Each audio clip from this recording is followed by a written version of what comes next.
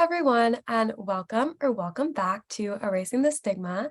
Today, I am so excited to have such a special episode because this month, the month of October, is Dyslexia Awareness Month, and I am here with the head of training and assessment at Succeed with Dyslexia, Miss Donna Stevenson. And today, we have a very exciting episode for you guys to celebrate Dyslexia Awareness Month. So the color red, as you can see by my shirt and Miss Stevenson's shirt and my headband, is associated with Dyslexia Awareness Month. And Succeed with Dyslexia has a campaign called Go Red for Dyslexia. So the color red is often associated with mistakes, corrections, crossing out, and disapproval.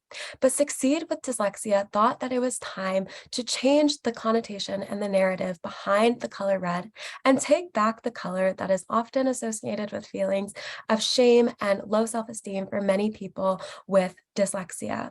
So since 2019, Go Red for Dyslexia has helped spread awareness for dyslexia across the globe by encouraging people to turn anything and everything red. So you could celebrate by painting your nails red or wearing the color red like we are, or even lighting up a building in the color red, which would be so cool.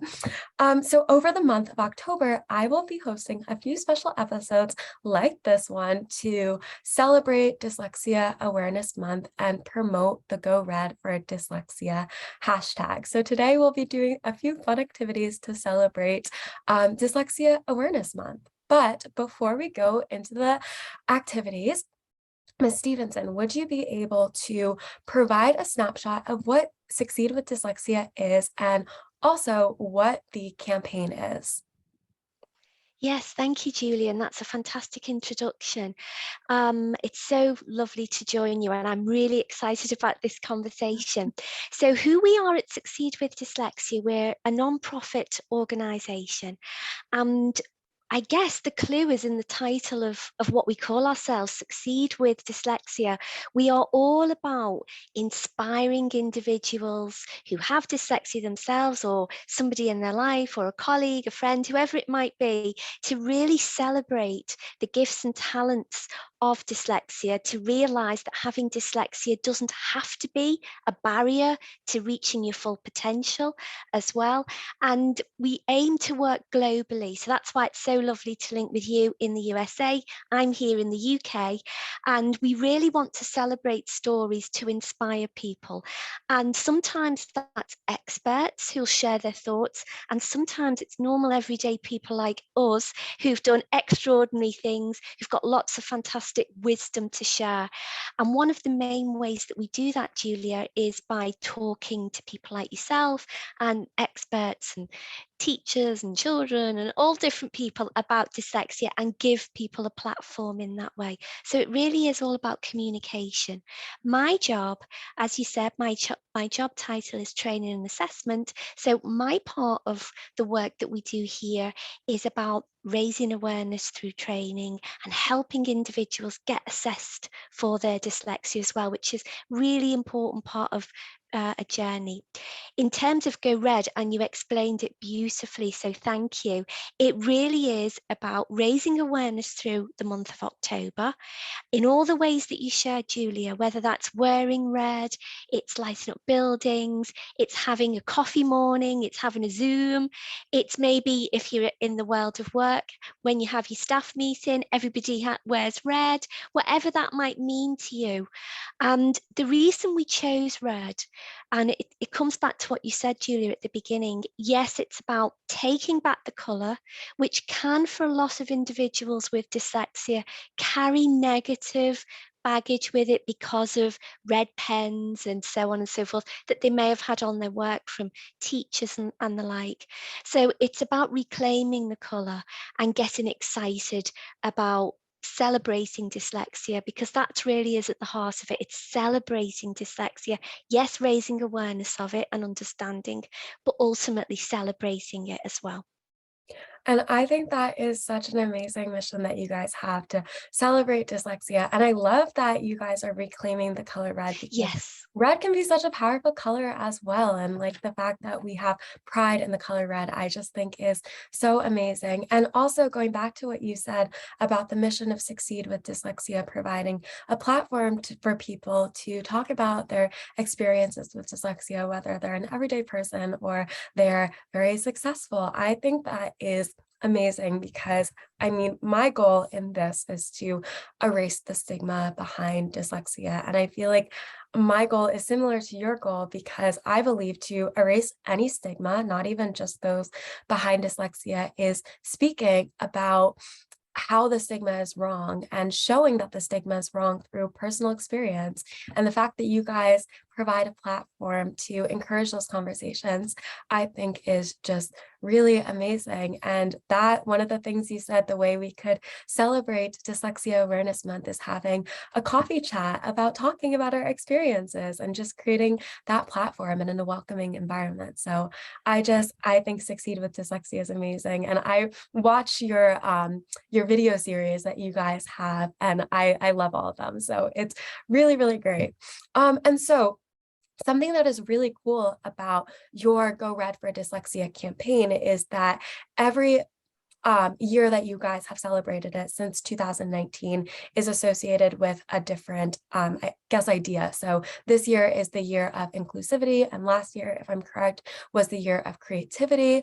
So I think that that is really cool because yes, you're celebrating dyslexia, but inclusivity includes so many more things than just beyond dyslexia. So even if you don't know anyone with dyslexia or you don't have dyslexia, you could still celebrate with the Go Red campaign under that wider umbrella of inclusivity. So my question for you is, what does being inclusive mean to you? It's a great question. And I think in its most simplest explanation to me, Julia, is that nobody gets left behind. It's about, it's hard to explain inclusivity without using the word include. It's about including people, isn't it? So that we don't exclude anyone. Now, sometimes, unfortunately, I think exclusion, so obviously exclusion is the opposite of inclusion. Exclusion can happen sometimes kind of on purpose that we do it, which is really sad if that happens. And it's really important that if we see those kind of situations, that we make sure that that doesn't happen. And I think where we're at these days about many different issues in society, happily, inclusion is at the heart of everything we do now. And I think it's important those of us who feel passionate about that stand up for others who may be getting excluded. Sometimes, as I say, unfortunately, maybe on purpose by some people. I mean, it's important that we make a stand around that. But I think a lot of the time, exclusion can happen because of lack of understanding. So it's not on purpose, it's because somebody just doesn't understand. And we talk a lot these days, don't we, about getting educated and understanding things. And Julia, you talked about removing the stigma. And I'm wondering if stigma around whatever issue it is, and it happens to be dyslexia, of course, as that's what we're chatting about, but I'm wondering if stigma occurs a lot of the time through a lack of education and a lack of understanding. And sometimes then people don't understand if they don't have first-hand experience of dyslexia, for example, don't understand what it is, and therefore, maybe make judgments and decisions based on this lack of knowledge and understanding. So for me, inclusion is about nobody gets left behind, and it's about ensuring that we have a fair society, community, that everybody is equal and has equal respect and so on. And as I say, some of that can happen through education and understanding and these types of conversations as well. And I completely agree that exclusion and the idea of stigmas, they are based on the lack of understanding because most of the time when you look at stigmas, they are false, and the falsehoods are Yes. on the lack of understanding. So it is very important to try to educate yourself. And again, I know I said this before, but having conversations with people who are different than you is a great way to educate yourself and learn about other people's experience. And I am such a strong proponent of the idea that you are so much stronger when you walk with others and you Yeah. include others, and that just makes you so much stronger when you're facing the world. So I just love that this year is the year of inclusion. I think that that is amazing. And on the note of inclusion, there's inclusion in all aspects of things that you can look at, but one realm of inclusivity is accepting others who are neurodiverse. So with that, do you have any advice for either parents or teachers who might be watching to create a neurodiverse friendly environment in whether it is their home or their classroom? Another great question, Julia. It comes back again, I think, on that journey of figuring out what can I do at home, what can I do in school. It's got to come from, first of all, it's this word again, education. Not all parents of kids with dyslexia understand what dyslexia is fully. Not all teachers automatically know what dyslexia is. So there's a lot of information out there now, on YouTube, your work, our work, there's lots of information. And getting educated can be, like you say, Julia, a conversation as well. It doesn't have to be reading something in a book. So the first thing I think on that journey, whether it's for your own children or in a more formal education setting, is to understand what it actually is. Because there's so many myths, and I know we're going to explore some myths soon, aren't we? And misunderstandings around dyslexia. It's important that we know what it is first. Beyond that, then, we talk a lot for our children around what we call multisensory learning. And we know that multisensory learning is dyslexia friendly learning. And what it means is that we use all our senses to get information and to learn, something to look at, something to listen to, something to do. So basically trying to use all our senses. Now, whether that's at home and you're trying to help your children do their maths homework, or whether it's in a more formal education setting and you're the teacher trying to create a history lesson, we need to make sure that our education is active. And the more active that we can make it, which is this multi-sensory way, using lots of different senses, the more dyslexia friendly it becomes. And actually, for those of us who don't have dyslexia or any other learning difference, it's just a great way to learn as well for us all. And that's what's great, I think, about the dyslexia landscape and the dyslexia community, is the best practice is actually good for everybody, whether we have dyslexia or not.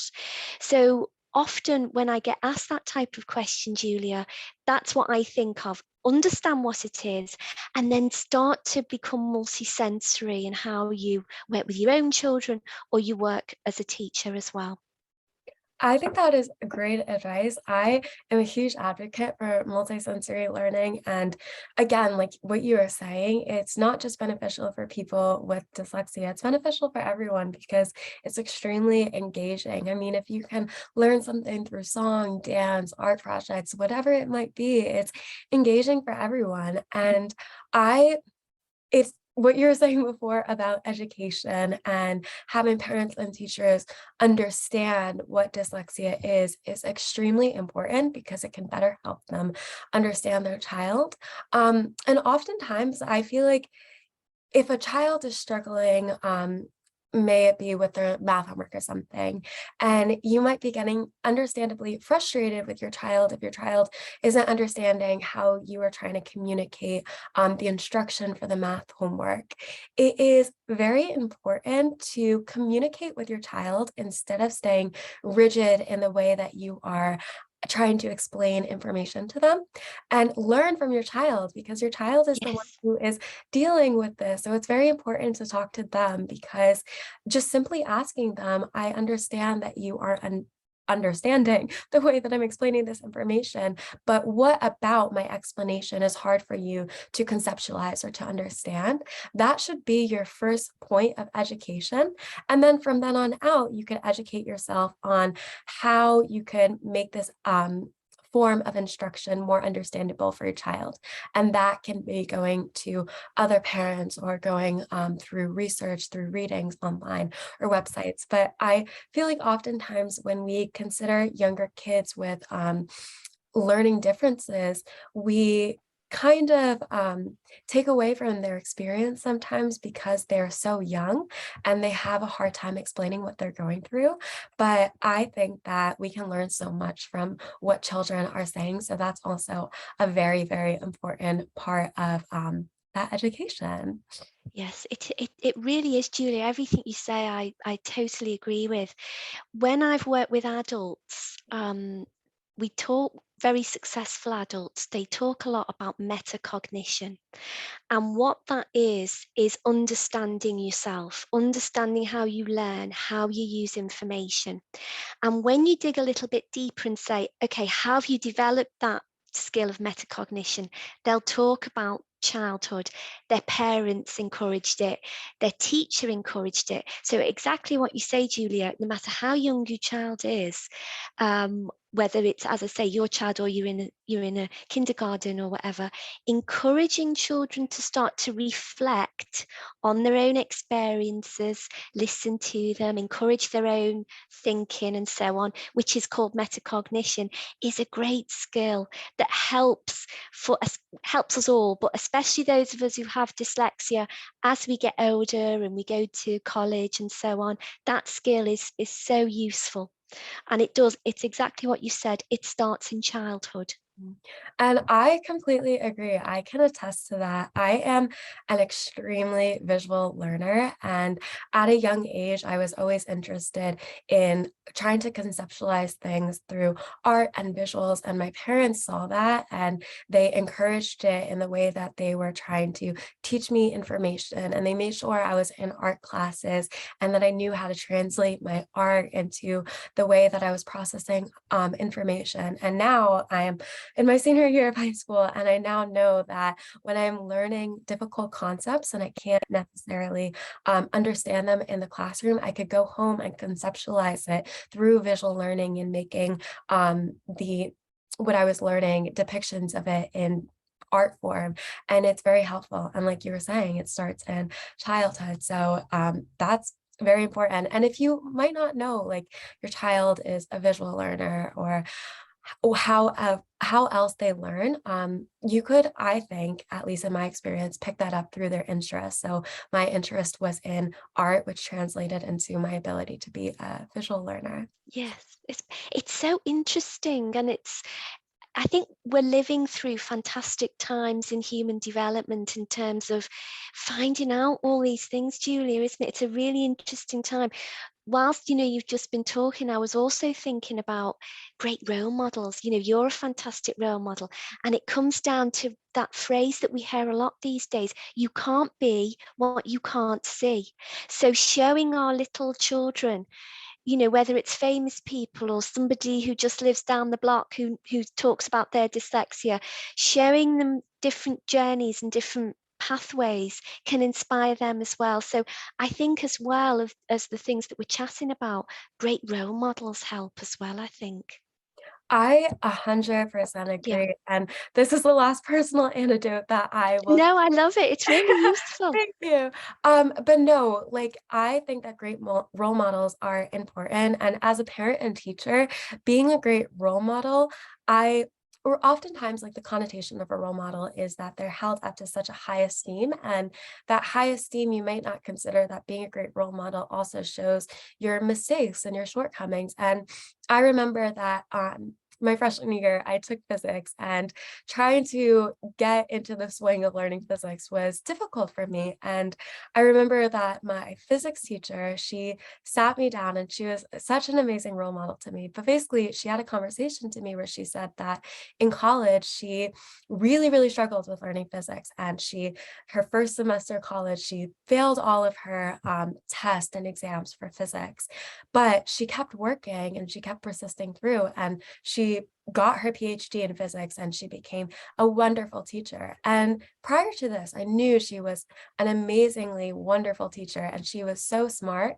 But it wasn't until I heard that she was struggling in physics, or she struggled in physics, like I was struggling in physics, that I got the persistence and tenacity to keep working. And I ended up really liking physics at the end of the year. So I think in that idea of being a great role model, it's also very important to show your shortcomings and show Yes. children that you struggled like they have. So I think that's really great. And something that you mentioned earlier is that we are going to talk about myths today. Yes, we are. Yes, this is going to be one of our activities that we have in store for all of the listeners and viewers. And on the idea of stigmas and how stigmas are based on falsehoods or myths, we are going to bust some myths. And I found a few common myths about dyslexia, and we are just going to talk about the falsehoods behind these myths. So the first one that I thought we could discuss is the myth that smart people cannot have dyslexia. So I wanted to hear your take on that myth. Well, I'd love to say that that myth doesn't exist anymore. It does. It's Mhm. still, and it comes back to what we've been talking a lot already about as being educated. So yes, it is a myth. Smart people really can have dyslexia, and there's so many smart people, past and present, who also have dyslexia or had dyslexia, to the point now where we're starting to think, is some of their greatness, their intelligence, their gifts or superpowers, which is a word we use a lot now, actually because they've got dyslexia rather than despite the fact that they've got dyslexia. So there's this connection. So as I said, Julia, I'd love to say that people don't think like that anymore, but I still hear it. Um, Especially I think in the workplace, where I've heard so many times, adults in work who've said, I went to my boss, I said, I've got dyslexia, and they said, no, you don't. You're really great at your job, and you've been to university or college or whatever. And there is this misconception that actually if you've got dyslexia, that maybe you're not so clever, which is totally wrong. um, I think the more that we talk in these ways, the more that particular myth will no longer exist, I hope.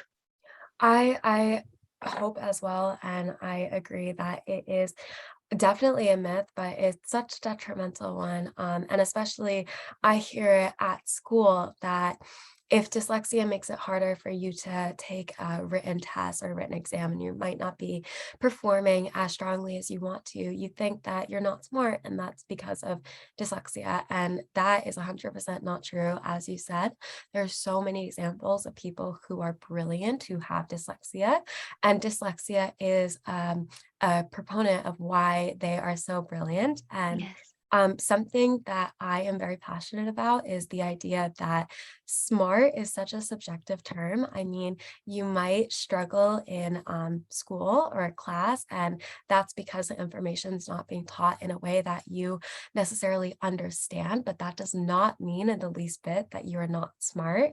And someone who is qualified as smart as one thing, they might not be great as another thing, and vice versa. So smart is such a subjective term, and that is not You're true. right. You're exactly right. I mean, there's so many kinds of intelligence, isn't it? And I just hope that, you know, all our education systems here in UK and US and so on celebrate the lots of different ways. Like you say, you can be smart, whether you're smart in physics or you're smart in history or you're smart with people. You Mhm. know, you are a good friend, a good communicator. That is a skill and a talent in and of itself that I hope that we get better at celebrating, actually, because those people can go on into the medical profession or great counsellors and so on, isn't it? So you're right. There's lots of different ways that we can be smart, but we know that people with dyslexia can be incredibly smart. So that one is a myth. Yes, for a myth. The second myth that we are going to bust is that dyslexia can be outgrown. So what's your take on that myth? Yeah, so this is another one. You've picked some really good ones here. I think for some people, they think that dyslexia is not always going to be, part of your life, because they misunderstand that strategies that you might have learned to manage, to cope, whatever, means that you don't have dyslexia anymore.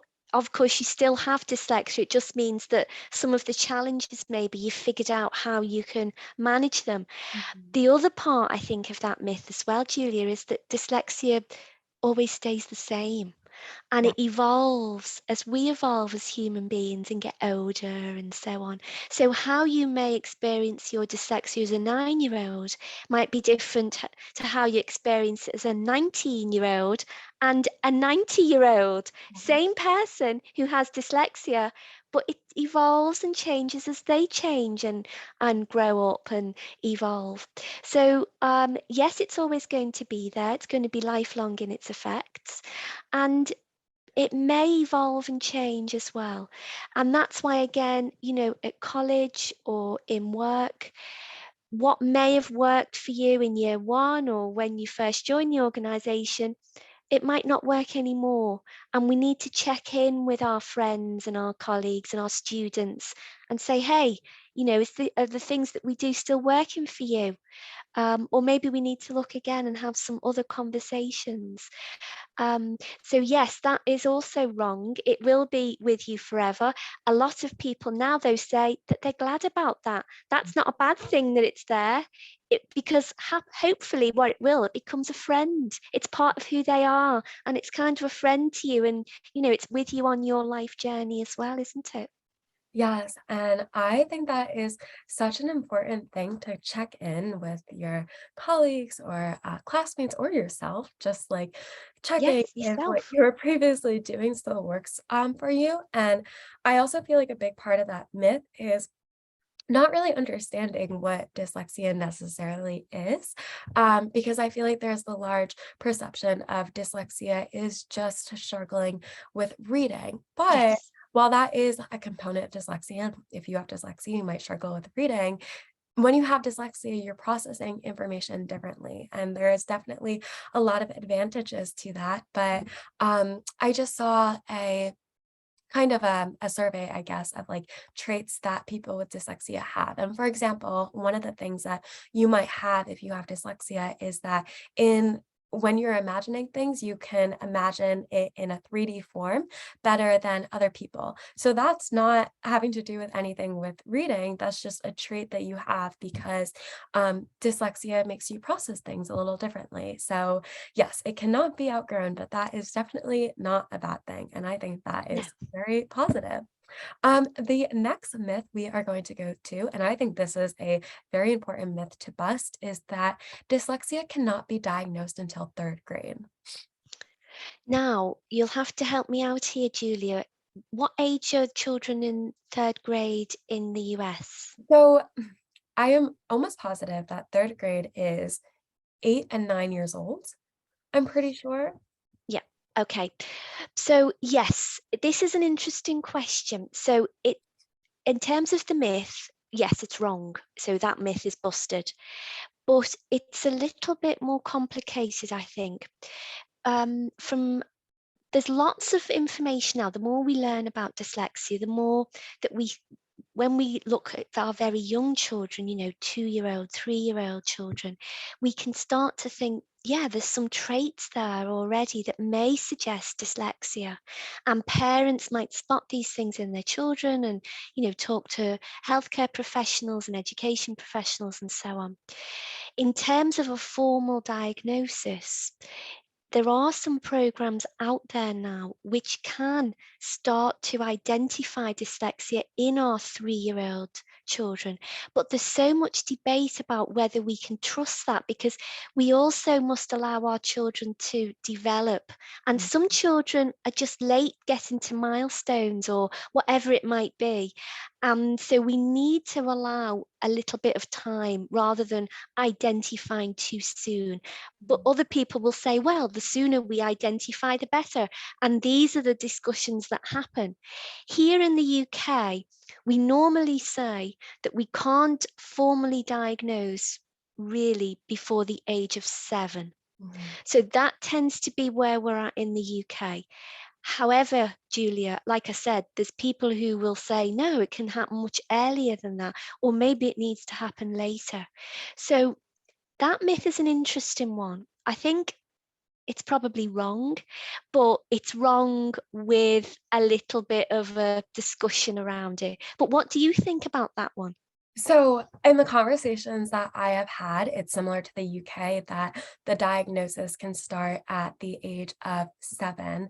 But I think what you were saying is extremely important because no matter what side of the debate you're on, whether you think you should diagnose it as a very young age or closer to that 7 years old age range, I think it's important to start that conversation. Yes. So, if you recognize that your child may have some struggles, it's important to take note of that and possibly bring it up to a doctor to see if that is because of their development, maybe it's slow, or there's something else there. Because I feel like oftentimes when parents hear that dyslexia cannot be diagnosed until 3rd grade, well, yes, they're associating that with the age that that conversation can't start until, but often they think that that has to take place in school.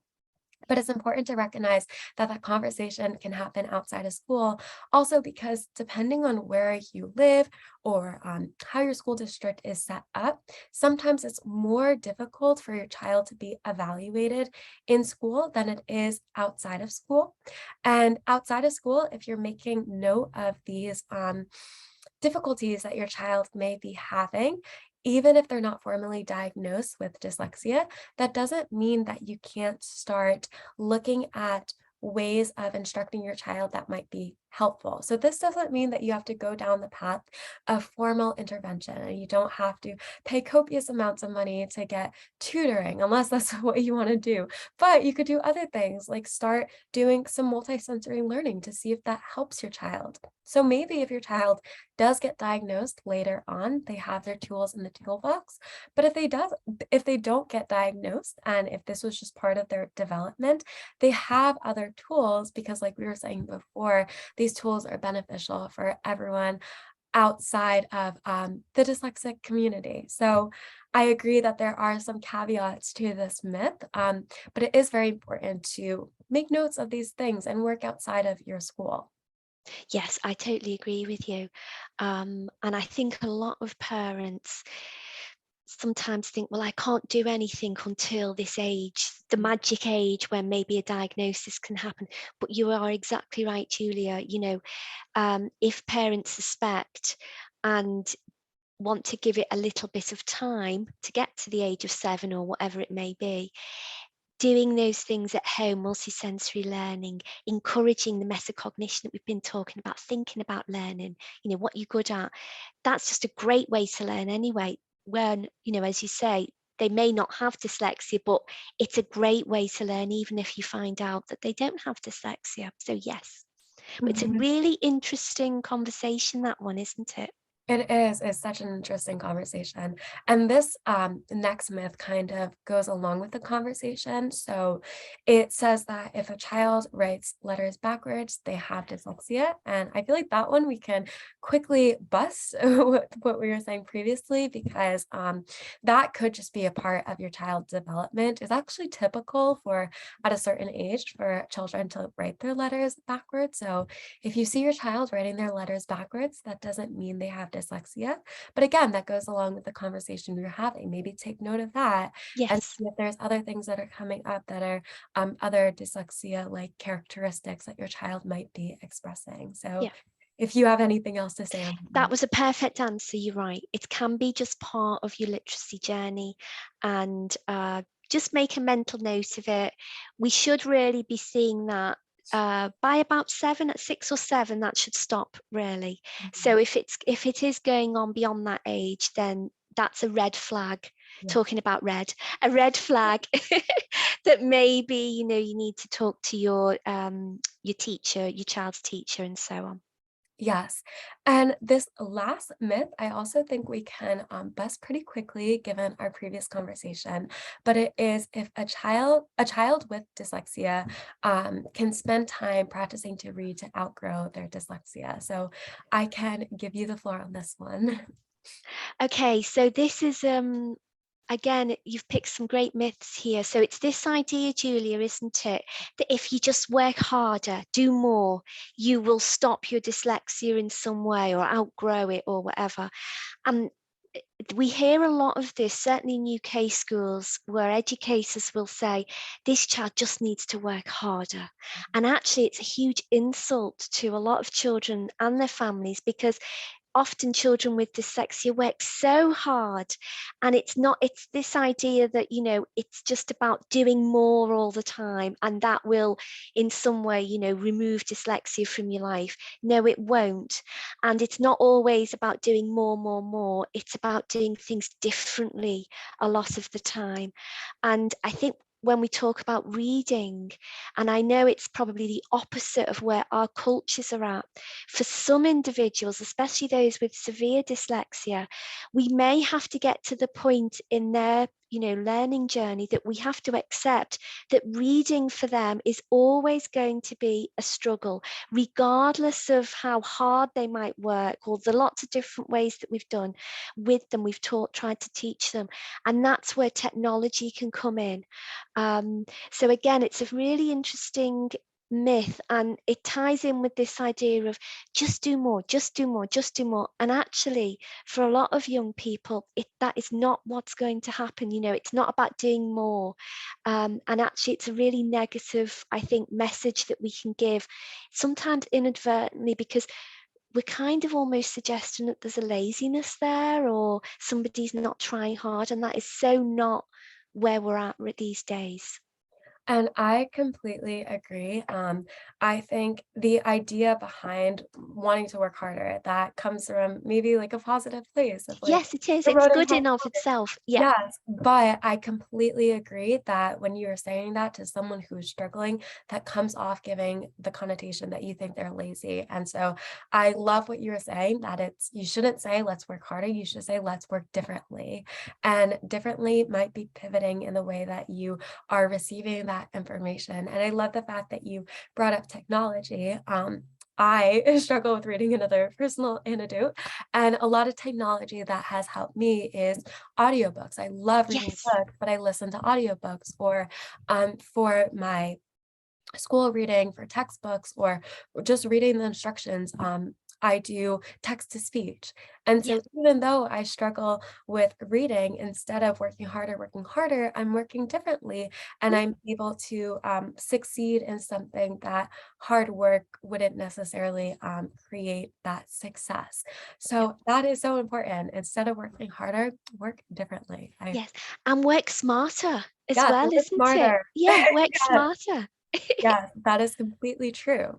So we are going to be pivoting a little bit to our next activity that we have, and I'm very excited for this because listeners can participate in this as well. So we are going to be doing trivia, where I'm going to ask Miss Stevenson a question, and she's going to try to think of a possible answer. But if you're listening to this and you want to test your knowledge on dyslexia, you can pause after the question and then answer it yourself.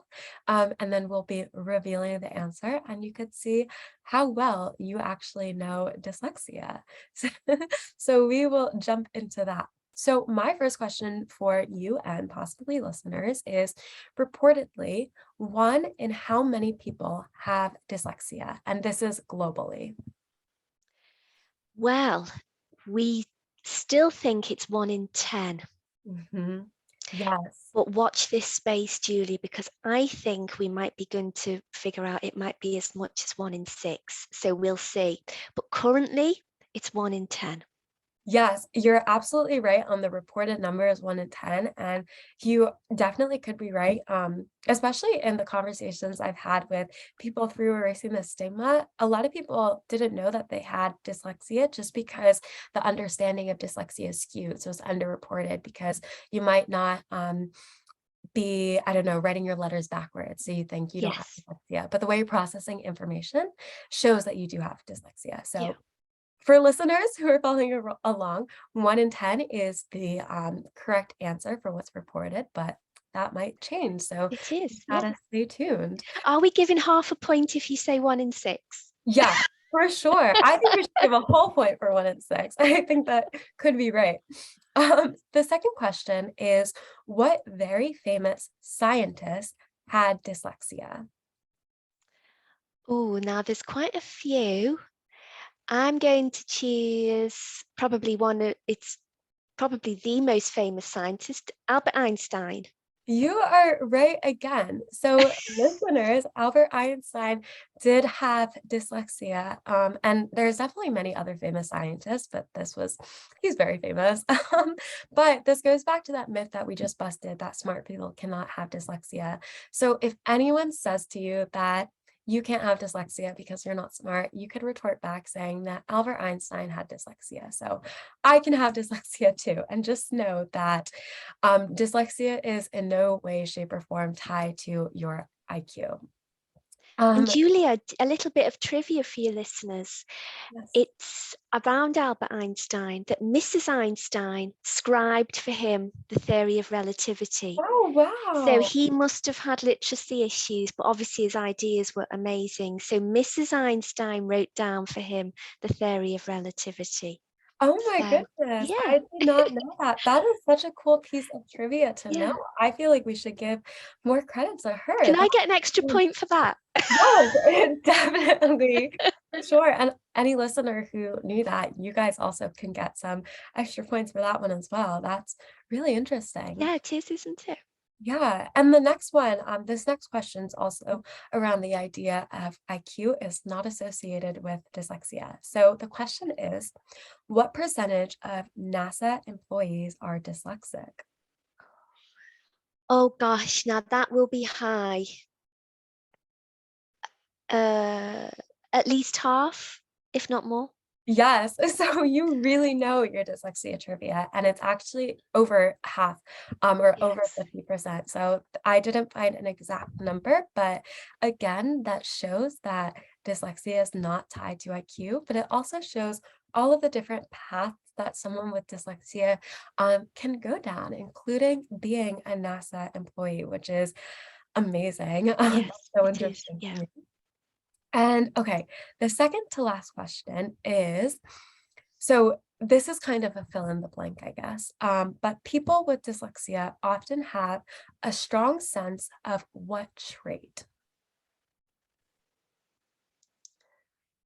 Um, I know that people with dyslexia can be great with other people. So they've got great people skills and can be very caring and have great empathy. Mhm. Um, so that's often, even though you might have somebody, we talked earlier about different talents and so on, that's often a thread that runs through those with dyslexia is people skills and caring for people and so on, being very intuitive and sensitive, I think. Yes, and you got it exactly right. So the trait is empathy. Ah, yeah, And that is just really yeah. important for people to be empathetic. And it's really amusing that that trait is associated with people with dyslexia. So you have been doing such an amazing job with all of these questions. And my last question for you and listeners is a true or false question. So true or false? People with dyslexia reportedly have an on average higher level of intelligence. So the key there is on average. So I would say yes. So that's true on average Yes, most of the time. Yes. yes. So that is True. And I think that is a very positive fact. But I just also want to give the caveat of like, I do believe that intelligence and the quality of being smart is again so subjective. Yes. But that is a fact that I found. So that is encouraging to know. So that was all of the trivia questions that I had. So you got those all right. You did amazing. And listeners, you can see how well you know dyslexia because there's many very positive facts about dyslexia that are not widely known. So if you knew those, kudos to you.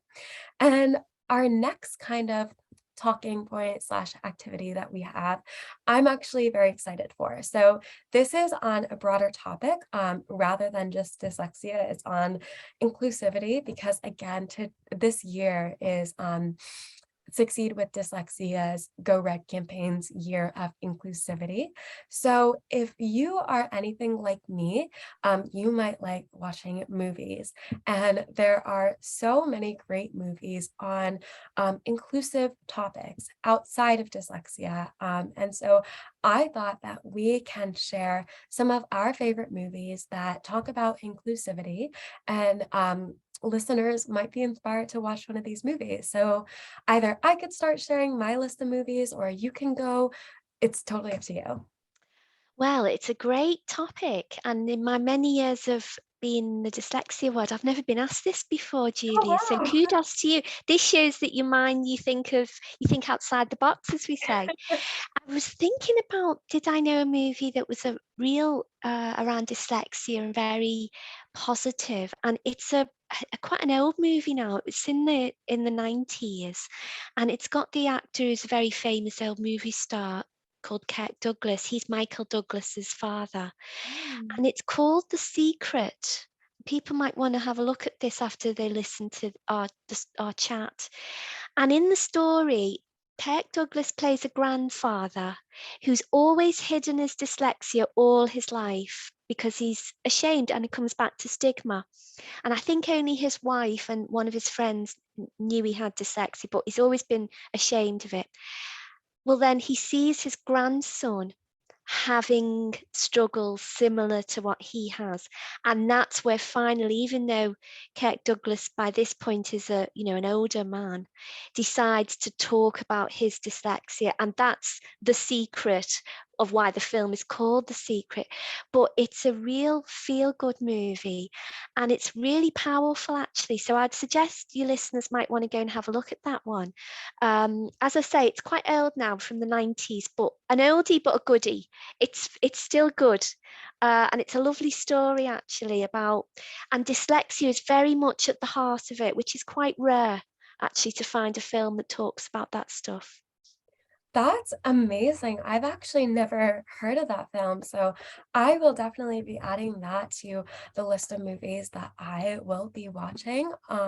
And that movie I is very realistic on the topic and the conversations that I have had.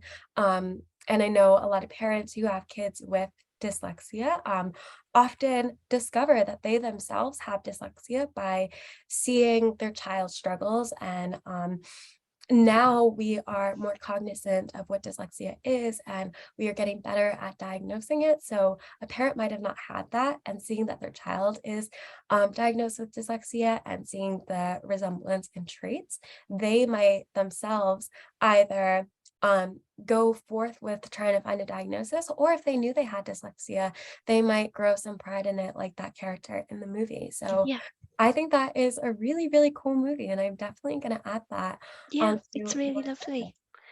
So I'd like to hear some of yours then. Okay, so I definitely have a few, and so I'm so glad you gave a movie based on dyslexia because my movies aren't focused on dyslexia, so now we have like that variety. My first movie, which I'm sure listeners have heard of, is Forrest Gump. So Yes. yes, so that idea of inclusivity is that Forrest Gump is focused on the main character has a cognitive difference, and I would definitely recommend this movie to anyone anyone in general, but especially if you like history, there's a lot of historical moments that are recounted in it. It talks about the civil rights movement, the Vietnam War. It talks about the AIDS. It's such a great movie, but all centered around that acceptance of someone with a cognitive difference. And it is such a feel-good movie. I adore this movie, so I would definitely suggest that at the top of my list. The next one is A Brilliant Mind, which focuses on the idea of schizophrenia.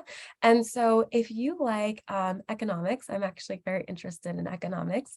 The man who discovered a theory called the game theory, which is a very, very prominent economic theory. He actually had schizophrenia, and it's very interesting, actually, seeing how he discovered this theory and how his schizophrenia kind of impacted his discovery and just telling the story of his life. And I think it's very good. It's more mature than Forrest Gump. So if you're watching this with younger kids, it's definitely for a more mature audience, but it's, again, very good. The next one is Hidden Figures. So this one is on social inclusion. And this is going back to the time of civil rights movement, where and women in general were not accepted in the field of science, but specifically African American women. And it looks at a group of women who created change in science and in the acceptance of that inclusion. And so I also say that that is, I would say, middle school audience. It's definitely not as old as Brilliant Mind, but it does talk about some more sensitive topics. My next one, actually my next two are for younger audiences. One is Wonder is about a little boy who has a physical difference, and he is going through school. I think he might be in elementary school with this physical difference. And it shows how he navigates his life with this difference. And it's just such a feel good movie. And I think anyone can learn about inclusivity and acceptance from Wonder. And my last one, which is a new movie, or relatively new, is Encanto. So I'm sure if you have younger kids and you are a Disney fan, you have heard of Encanto. Encanto is a fun take on diversity in general, just the topic of diversity and inclusivity. It's a Disney movie and the music is really good. So if you're into musicals, or if you're a Disney fan, or if you just have younger kids, or I mean, I watched it and I'm not probably the target age range, so I think anyone could appreciate Encanto. I would suggest that. So I think all of the list of movies that we're talking about are great movies to learn more about inclusivity, but also to just have a fun, relaxing time where you get to watch a good movie. So I They hope sound brilliant, better. Julia. They sound brilliant. Thank I you. was thinking as well, and this might be a slightly um, strange idea, but I'm going to share it, is Yes. maybe almost the Marvel Avenger movies. Yes. Because you think everybody's got their own gifts, isn't it? But coming together, it makes them really strong and powerful. And I know when I've worked with children, the fact that Mark Ruffalo, who plays the Hulk, and Tom Holland, who plays Spider-Man, both talk very openly about their dyslexia. I've heard children say, "Oh, I'm so proud I've got dyslexia. Spider-Man has dyslexia. The Hulk has dyslexia." And that's where I think comes back to what we said about you can't be what you can't see in role models. Those actors have been, great in sharing that. And I guess the lines of fact and fiction have blurred. So for a lot of kids, they think Yeah. Spider-Man has dyslexia, and maybe he does. So, it's really great. And a lot, because we talk a lot now about superpowers with neurodiverse differences. I think the Avenger movies really celebrate that, because each and everyone's got a slightly different superpower in that way, isn't it? And I completely agree. I'm so glad you added that. And that I previously said that I believe that people are stronger when you're walking together. And Yes. that is definitely shown in the movie. I mean, all of these superheroes have superpowers that are great on their own, but when they come together, they are so much stronger. And it's Yes. just a great movie to show that there is acceptance, and inclusivity and diversity is so important. And I also think that it is if your child is interested in superheroes, it is so amazing to talk to them about all of these actors who portray superheroes who have dyslexia as well. And I think that what you were talking about is can be portrayed in the real world, especially the business world, because when you think of all these different superheroes, they have all different superpowers. That's kind of like what you would see in the real world or the business world. Someone might be good at math, someone might be good at Yes. science, and that's great on your own. But I mean, if you know so much about science and the natural world, you're missing so much information about poetry and Shakespeare. Like there's so much that you're missing, and it's impossible for you to learn everything, but that's why we've got to come together and Yeah. we're just stronger together. So I'm so Agreed. glad that you got brought up that. Yeah, Glad you thought it was a good idea. it is. For sure. It really is. And I really hope that this conversation, all the things that we have talked about, have provided helpful information for all listeners. But I also hope that has been entertaining and it has encouraged you guys to celebrate the month of October for Dyslexia Awareness Month and the idea of inclusivity. So, the last thing I will ask you today is what is one thing that you think listeners can do to erase the stigma behind language-based learning differences? Gosh, I think it's well, it's tricky because you're asking me one thing. I guess education, Julia, but in that word of education has got to be to listen and Mhm, to respect. mhm. And I suppose if I have to pick something, and it's really tricky, maybe it's respect. It's respect other differences in other human beings, but also respect yourself if you happen to have that difference as well. Feel proud of who you are, and treat yourself with respect. So maybe it's about the education comes ultimately with a respect and you know, a kind of a listening to people, I guess. I don't know if that makes sense what I've just said, Yeah, but it's kind of, I think that's the one thing that we can try and do is to respect each other in that way. And that kind of comes from education maybe and finding out more through listening to these types of conversations and so on. yes, and all of those ideas, I work in tandem. I mean, I beyond learning about a possible learning difference, just in respecting someone, I feel like the more you learn about someone, the more respect you Yes. gain for their own journey. And the more you learn about yourself, the more respect you gain for yourself. And to learn about someone, you have to listen to them. So Yeah. I think that makes complete sense. And that is a wonderful answer. And so I'm going to leave listeners with that answer and that idea. So thank you so, so much for speaking with me today. I really appreciate this conversation. Thank you. Thank you, everyone. Bye.